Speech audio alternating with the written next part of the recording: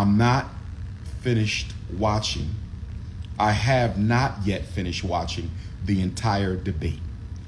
I probably saw about 1 hour of the debate.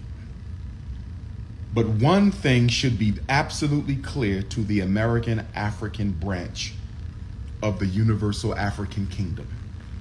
One thing should be absolutely clear to all members of the American African village of the Universal African Kingdom. And that one thing that should be clear to all American Africans, so far from what I've saw,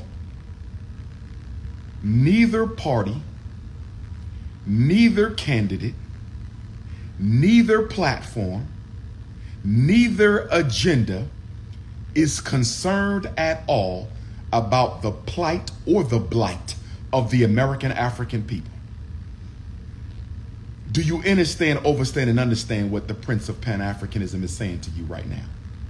Do you understand, overstand, and understand what the Prince of Pan-Africanism is saying to you? Do you understand, overstand, and understand what the Prince of Pan-Africanism is saying to you? They didn't touch on nothing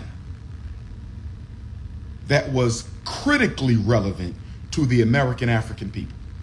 Now, the Democratic Party plantation slaves and the Republican Party plantation slaves, they're going to try to exaggerate the things that were said in an attempt to keep you in the illusion of inclusion. They're going to take out things that Donald Trump said, the Republican Party plantation slaves. And the Democratic Party plantation slaves, they're going to take out little sound bites from Kamala Harris, and they're going to blow those up. They're going to magnify certain talking points.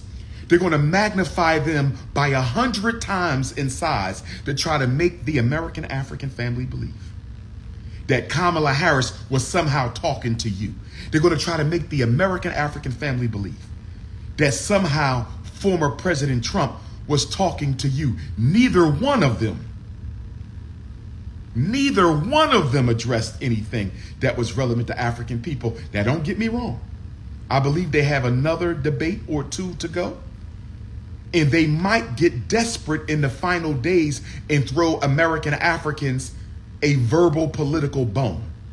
You might get thrown a couple of chicken bones in the final debate.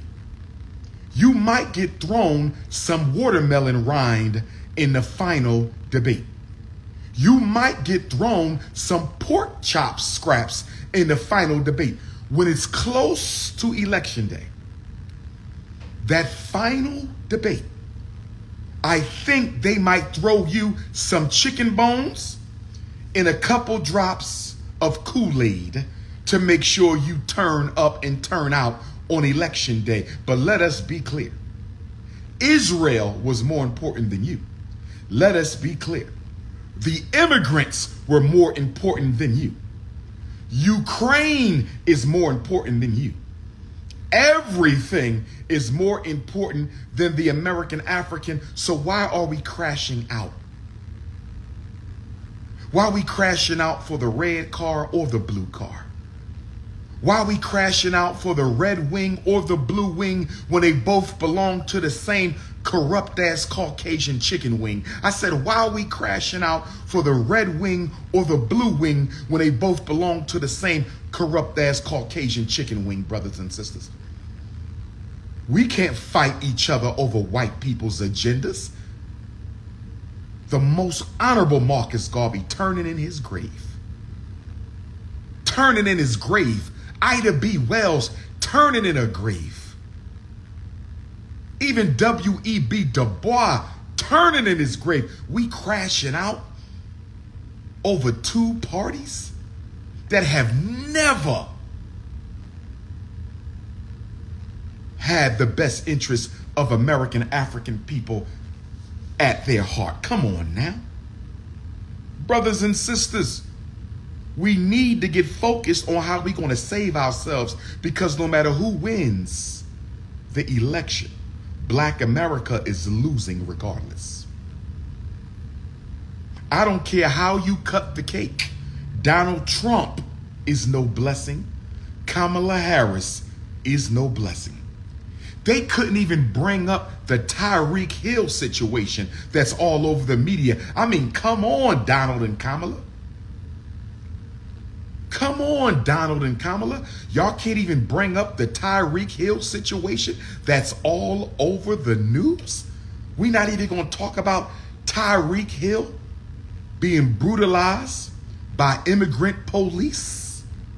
We're not even going to talk about Tyreek Hill being brutalized by immigrant police. And y'all keep talking about black and brown. Well, Tyreek Hill was brutalized by brown police. But the Democratic Party plantation slaves are quiet. And D.L. Hughley isn't off the hook. He agreed to my debate. I'm still waiting on a date and time for D.L. Hughley to meet me at the most honorable Jean-Jacques Dessalines and the most honorable Nat Turner Gymnasium of the Frederick Douglass and Marcus Garvey Academy. You ain't off the hook, DL. You ain't off the hook, Steve Harvey. You ain't off the hook, my brother Ricky Smiley. I love my big brothers. We not beefing, but we have to have an intellectual samurai session. I said we need an intellectual samurai session.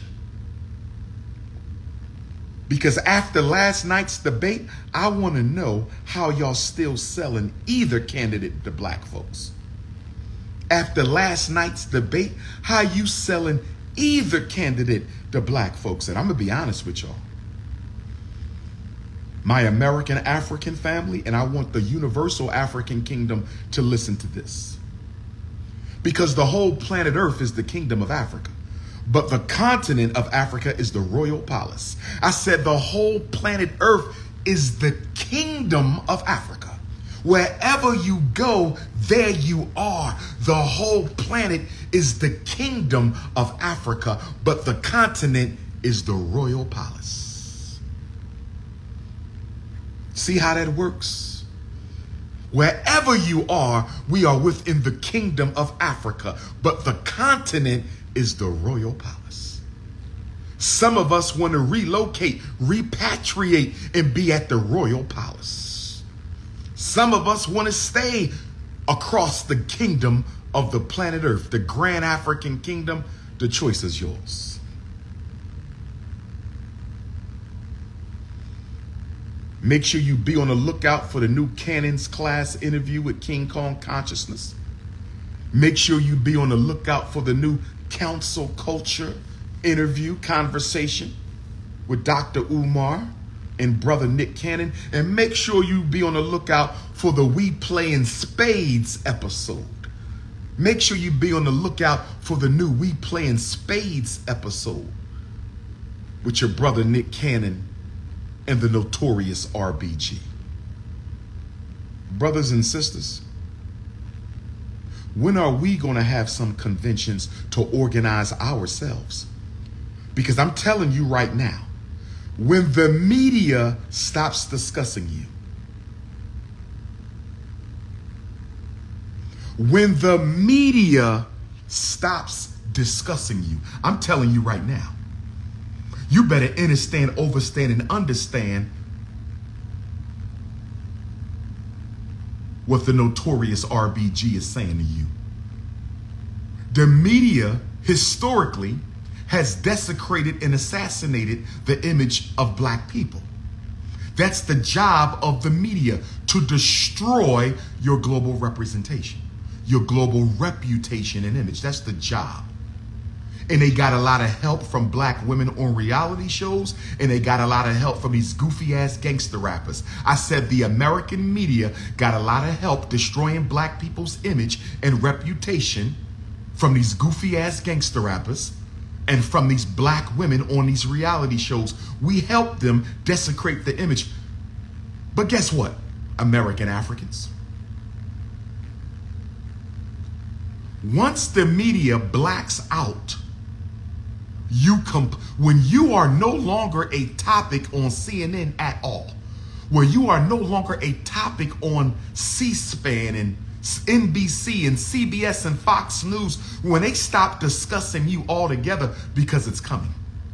When you no longer get a little story on USA Today or the New York Times or the New York Post or the LA Times, the Philadelphia Daily News, when you no longer are covered at all, you know what that means, right?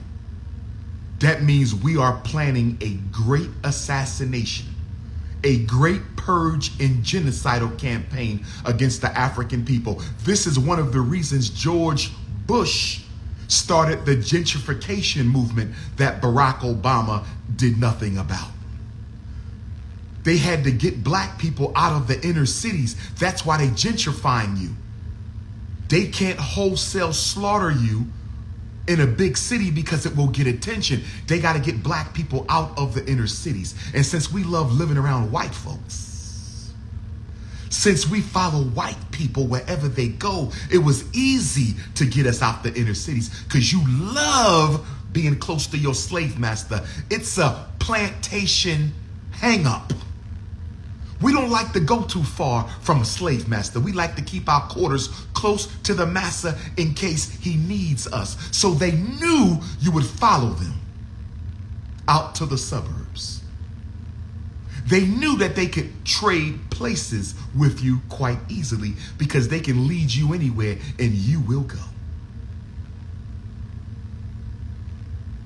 So the gentrification is the setup for the mass extermination. Oh, yep. Oh, yep. The fact that not a single black issue was discussed last night, that's a cause for concern. Sooner or later, there will be a complete media blackout on black people's issues. Oh, yes, it's coming. Because the revolution of black extermination will not be televised. The revolution of black exclusion will not be televised. Yes, I'm George Floyd. I'm Breonna Taylor. I'm Trayvon Martin. I'm Sandra Bland. I'm Sonia Massey. I'm Dante. I'm Amir Locke. I'm Philando Castile, Freddie Gray, Michael Brown, Tamir Rice. I am my people. I am my ancestors.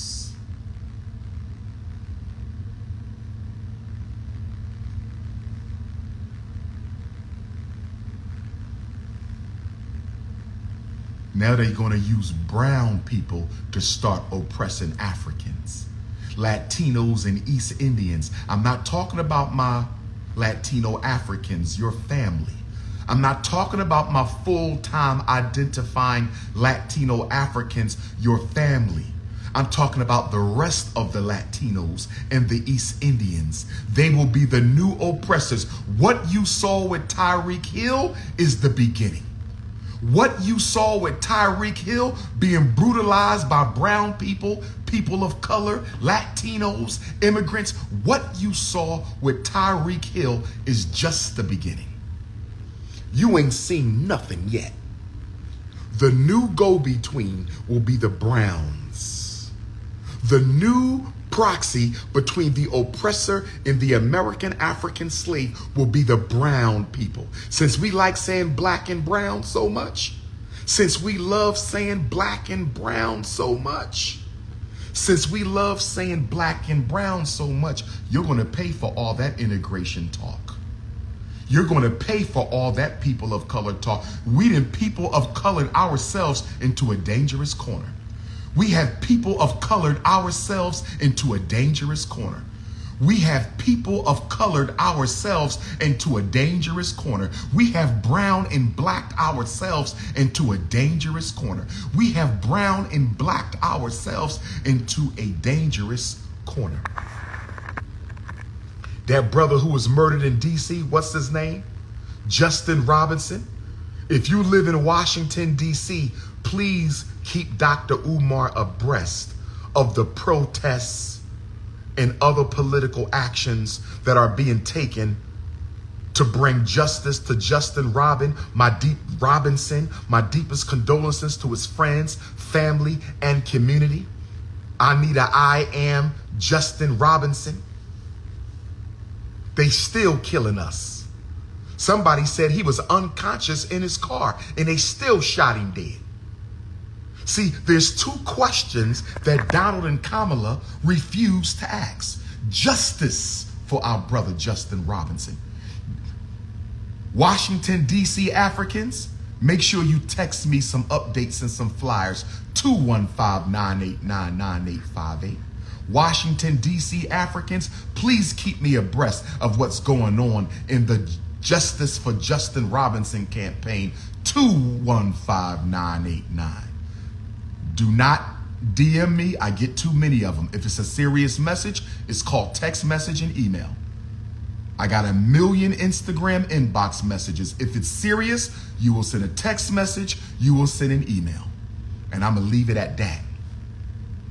Two questions we need answered from Kamala and Donald. Number one, is it perfectly acceptable for police to kill black people in mental crisis? We ain't got this question answered yet.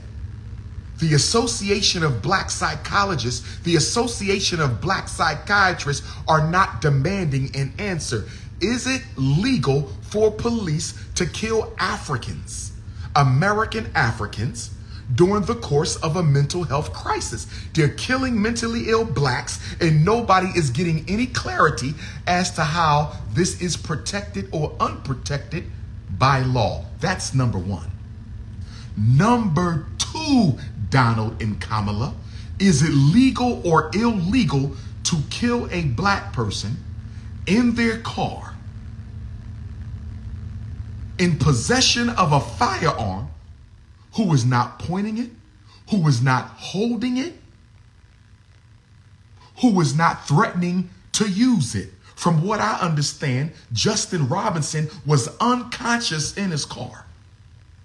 They claim the weapon was on his lap. But if he was unconscious in the car, if he's not holding it, I know they're lying, saying he picked it up. The footage don't show that. I didn't see. When I looked at the footage, I never saw the brother with the gun in his hand.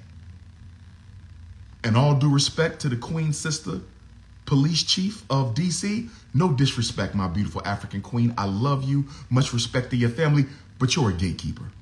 I mean, can we just be honest? You're a gatekeeper. If you are a mayor, a police chief, you're a gatekeeper. No disrespect. You are a gatekeeper. No disrespect. I love you, sister, but you're just in a position where you can't tell the truth. The biggest mafia in America is the police. And the second biggest mafia in America is the teachers. The biggest secret society in America is the police, followed by the teachers. Snow puppies and snow bunnies. But if the police pull me over and there's a gun in the car, how are they authorized to take my life when I have a right to bear arms? I have a right to carry a gun. How are they authorized to take my life if I'm not brandishing it or using it?